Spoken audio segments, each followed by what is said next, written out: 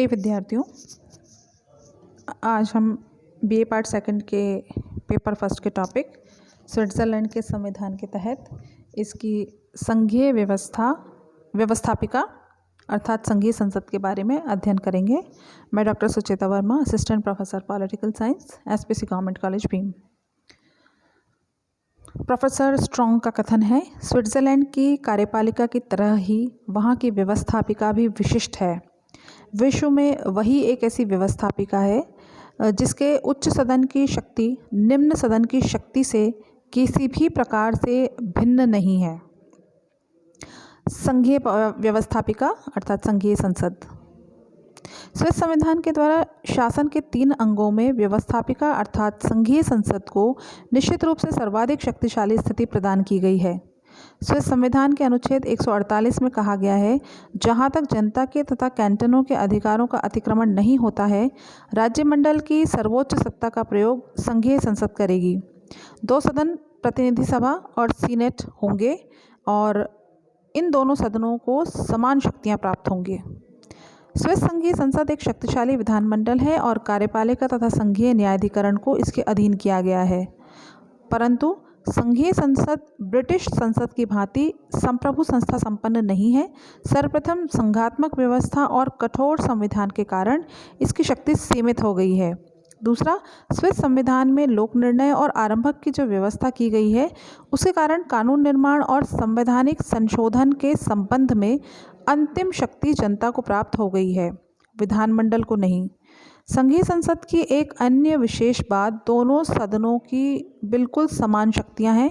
प्रतिनिधि सभा और सीनेट की शक्तियों में कोई अंतर नहीं है और प्रोफेसर स्ट्रॉन्ग के शब्दों में यह इस दृष्टि से अनोखी है। संघीय संसद द्विसदनीय व्यवस्थापिका। 1848 में निर्मित संविधान अर्थात पूर्व में जो संविधान था उसमें संघीय व्यवस्थापिका को संघीय सभा का नाम दिया गया था तथा इसके 2 सदन थे, राष्ट्रीय परिषद और राज्य परिषद। अब नवीन संविधान के अंतर्गत संघीय व्यवस्थापिका को संघीय संसद का नाम दिया गया है और इस संघीय संसद के 2 सदन हैं, प्रतिनिधि सभा और सीनेट। प्रतिनिधि सभा निम्न सदन है और सीनेट उच्च सदन है। हाउस ऑफ रिप्रेजेंटेटिव अर्थात प्रतिनिधि सभा। इसकी कॉम्पोजिशन रचना देखते हैं। संविधान के अनुसार प्रतिनिधि सभा के सदस्यों की संख्या 200 होगी। प्रत्येक कैंटन एक निर्वाचकीय जिला होगा और प्रत्येक कैंटन के द्वारा अपनी जनसंख्या के आधार पर प्रतिनिधि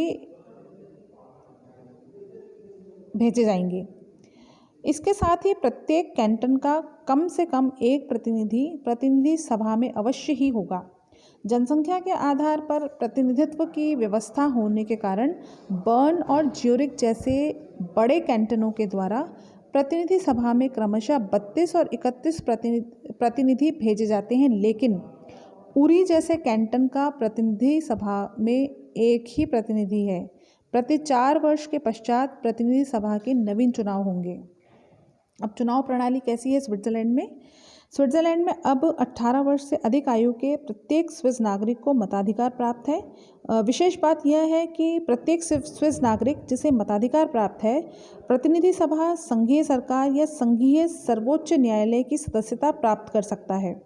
इस संबंध में प्रतिबंध यह है कि वह एक समय पर प्रतिनिधि सभा, सीनेट, संघीय सरकार या संघीय सर्वोच्च न्यायालय इनमें से किसी एक संस्था की सदस्यता ही प्राप्त कर सकता है। इसके साथ ही पादरी और संघीय सरकार के कर्मचारी भी प्रतिनिधि सभा का चुनाव नहीं लड़ सकते हैं। प्रतिनिधि सभा के चुनाव प्रत्यक्ष रूप से वयस्क मताधिकार, गुप्त मतदान और आनुपातिक प्रतिनिधित्व की प्रणाली के आधार पर होंगे।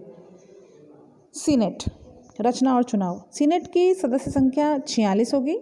स्विस परिसंघ के अर्ध कैंटन ओबवाल्ड, निडवाल्ड, बसेल सिटी, बसेल-लैंड, अपेंजल आउटर रोड्स और अपेंजल इनर रोड्स में से प्रत्येक सीनेट के लिए अपना एक प्रतिनिधि भेजेगा तथा शेष 20 कैंटन पूर्ण कैंटन इनमें से प्रत्येक के द्वारा अपने 2 प्रतिनिधि सीनेट में भेजे जाएंगे। सीनेट सदस्यों के चुनाव का समस्त नियमन कैंटनों के द्वारा किया जाएगा। 1848 में निर्मित संविधान जो 1998 तक लागू था, इसमें इस बात का प्रावधान था कि राज्य परिषद अर्थात संघीय व्यवस्थापिका का द्वितीय सदन, इसके सदस्यों के चुनाव का समस्त नियमन कैंटनों के द्वारा किया जाएगा। परिणामतः व्यवहार में व्यवस्था यह थी कि अधिकांश कैंटनों में राज्य परिषद के सदस्य प्रत्यक्ष रूप से, लेकिन 4 कैंटनों में अप्रत्यक्ष रूप से निर्वाचित होते थे। इसी प्रकार विभिन्न कैंटनों द्वारा राज्य परिषद के लिए निर्वाचित सदस्यों का कार्यकाल 1 वर्ष से लेकर 4 वर्ष का था। वर्तमान संविधान के अंतर्गत व्यवहार में भी यही स्थिति है। इस व्यवस्था के पीछे मान्यता यह है कि द्वितीय सदन के सदस्य संघीय व्यवस्थापिका में स्विस जनता का नहीं बल्कि कैंटनों का प्रतिनिधित्व करते हैं। अतः अपने प्रतिनिधियों के चुनाव के संबंध में समस्त शक्ति कैंटनों को ही प्राप्त होनी चाहिए। संघीय संसद की शक्तियां और कार्य, powers and functions of federal parliament. Switzerland में संघीय संसद के दोनों सदनों प्रतिनिधि सभा और सीनेट को विधायी, प्रशासनिक और वित्तीय क्षेत्रों में सभी शक्तियां समान रूप से प्रदान की गई हैं। वर्तमान संविधान के अनुच्छेद 173 की उपधारा 2 में कहा गया है, प्रतिनिधि सदन तथा सीनेट दोनों उन सभी कार्यों को संपन्न करेंगे जो वर्तमान संविधान द्वारा संघीय अधिकार क्षेत्र में रखे गए हैं और जो अन्य किसी अधिकारी को नहीं सौंपे गए हैं।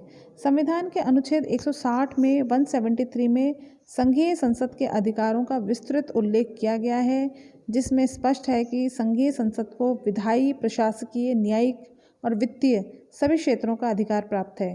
संघीय संसद की शक्तियों का अध्ययन निम्नलिखित रूपों में किया जा सकता है। पहला है विधायी शक्तियाँ, लेजिस्लेटिव पावर्स।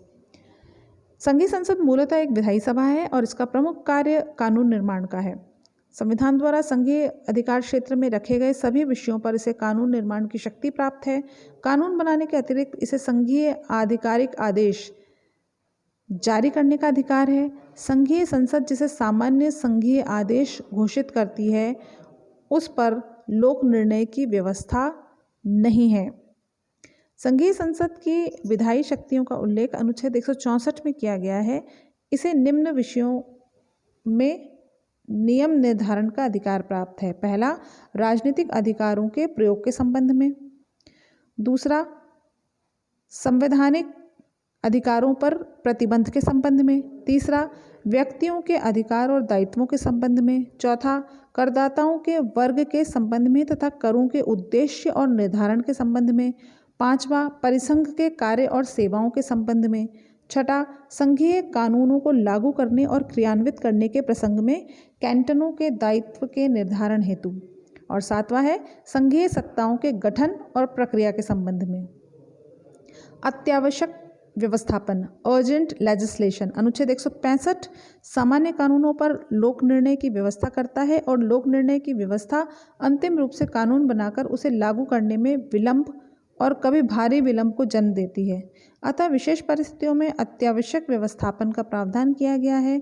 एक संघीय कानून जिसे तत्काल ही प्रभाव में लाने की आवश्यकता हो, उसे संघीय संसद के प्रत्येक सदन द्वारा अत्यावश्यक घोषित कर तुरंत प्रभाव से लागू किया जा सकता है, लेकिन यह व्यवस्था सीमित समय के लिए है।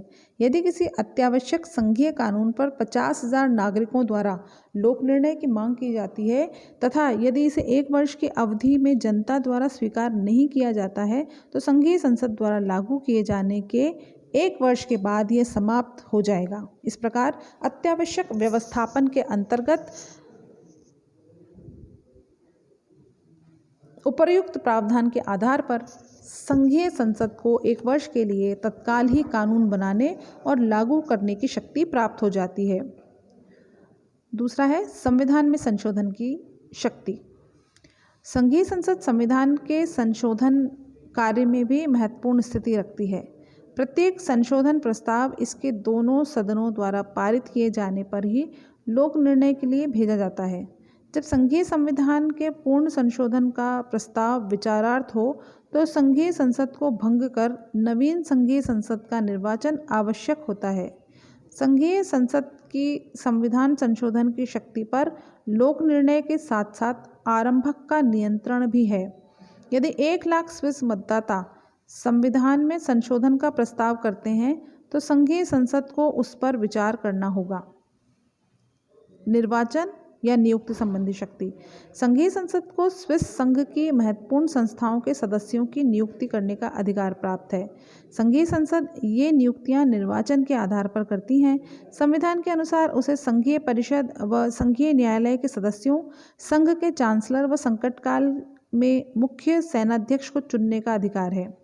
वहीं संघीय बीमा न्यायालय के सदस्यों का निर्वाचन करती हैं। संविधान के अनुसार संघीय संसद को संघीय परिषद के अध्यक्ष और उपाध्यक्ष के चयन, संघीय न्यायालय के अध्यक्ष और उपाध्यक्ष के निर्वाचन तथा कुछ अन्य चुनाव संबंधी और पुष्टिकरण संबंधी अधिकार प्राप्त हैं। इनमें से अधिकांश नियुक्तियां संघीय न्यायालय के दोनों सदन अपने संयुक्त अधिवेशन में करते हैं। चौथा है कार्यपालिका शक्ति, एग्जीक्यूटिव पावर्स। संघीय संसद मूलतः एक विधायी निकाय है, लेकिन इसे कार्यपालिका के क्षेत्र में भी व्यापक शक्तियां प्राप्त हैं। कार्यपालिका क्षेत्र में संघीय संसद की शक्तियों का उल्लेख निम्नलिखित रूपों में किया जा सकता है। पहला है वैदेशिक संबंधों और अंतर्राष्ट्रीय संधियों के संबंध में शक्ति। अनुच्छेद 166 के अनुसार संघीय संसद विदेश नीति के निर्धारण में भाग लेगी और वैदेशिक संबंधों का निरीक्षण करेगी। यह अंतर्राष्ट्रीय संधियों को स्वीकृति देगी। इस संबंध में अपवाद यह है कि जिन संधियों के संबंध में संघीय शासन को समस्त शक्तियाँ प्राप्त हैं, उन पर संघीय संसद की स्वीकृति आवश्यक नहीं होगी। दूसरा, संघीय सत्ताओं का निरीक्षण और नियंत्रण। अनुच्छेद 169 के अनुसार संघीय संसद को संघीय शासन, संघीय प्रशासन, संघीय न्यायालयों तथा अन्य अंगों जिसे परिसंघ के कार्यों का संपादन सौंपा गया है के कार्यों के निरीक्षण का अधिकार प्राप्त है। संघीय संसद को यह अधिकार उसे संघीय सरकार और अन्य संघीय सत्ताओं पर नियंत्रण दे देता है। संघीय संसद इस बात की व्यवस्था करेगी कि परिसंघ द्वारा अपने हाथ में लिए गए विभिन्न कार्यों की प्रभावदायकता का मूल्यांकन हो। अनुच्छेद 171 के अनुसार संघीय संसद संघीय सरकार को आदेश दे सकती है। इस संबंध में विस्तार की बातों का निर्धारण कानून के आधार पर होता है। अब है फाइनेंशियल पावर्स, वित्तीय शक्तियाँ। संघीय संसद की सबसे प्रमुख शक्ति बजट की स्वीकृति से संबंधित है। संघीय सरकार जो बजट बनाती है उसे स्वीकार करना संघीय संसद का कार्य है। बजट के संबंध में इसकी स्वीकृति अंतिम होती है, क्योंकि इस पर ऐच्छिक लोक निर्णय का कोई प्रतिबंध नहीं होता है।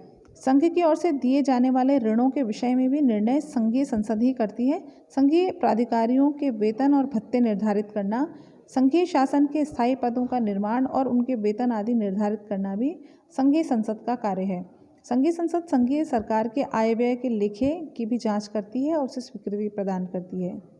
कैंटनों से संबंधित शक्ति। संघीय संसद को यह भी अधिकार प्राप्त होता है कि वह कैंटनों के संविधान और उनके संशोधनों की उचित जांच कर उन्हें स्वीकार करे। कैंटन विदेशों से जो संधियां करते हैं उन पर संघीय संसद का अनुमोदन आवश्यक है। इसी प्रकार कैंटन परस्पर जो संधियां करते हैं उनके बारे में भी संघीय संसद का अनुमोदन आवश्यक है। यदि संघीय सरकार या अन्य कैंटन संधि पर कोई आपत्ति उठाएं, आंतरिक शांति बनाए रखना और उसके लिए यदि आवश्यक हो तो संघीय सेना का प्रयोग करना भी संविधान के अनुसार संघीय संसद का कार्य है, परंतु व्यवहार में यह कार्य संघीय सरकार द्वारा किया जाता है। जुडिशल पावर, न्यायिक शक्तियाँ। वर्तमान संविधान के द्वारा एक संघीय सर्वोच्च न्यायालय की स्थापना की गई है। स्वाभाविक रूप से संघीय संसद की न्यायिक शक्तियाँ सीमित हो गई हैं, लेकिन अब भी न्याय के क्षेत्र में उसे कुछ अधिकार प्राप्त है। उसका उल्लेख अनुच्छेद 173 में किया गया है। संघीय संसद संघ की विविध सत्ताओं के बीच कार्यक्षेत्र संबंधी विवादों का निर्णय करती है। संघीय संसद अपने द्वारा नियुक्त अधिकारियों के विरुद्ध कार्यवाही भी कर सकती है। संघीय संसद न्यायालयों में दंडित व्यक्तियों की क्षमा याचिकाओं, पिटिशंस फॉर पार्डन पर विचार का निर्णय करती है तथा सामूहिक क्षमादान की घोषणा करती है। अन्य कार्य व शक्तियाँ हैं। अनुच्छेद 173 के द्वारा संघीय संसद को कुछ अन्य कार्य भी सौंपे गए जो इस प्रकार है। पहला, वह स्विट्जरलैंड की बाहरी सुरक्षा, स्वतंत्रता और तटस्थता की रक्षा के लिए आवश्यक कदम उठाएगी या आंतरिक सुरक्षा के लिए आवश्यक कदम उठाएगी। असाधारण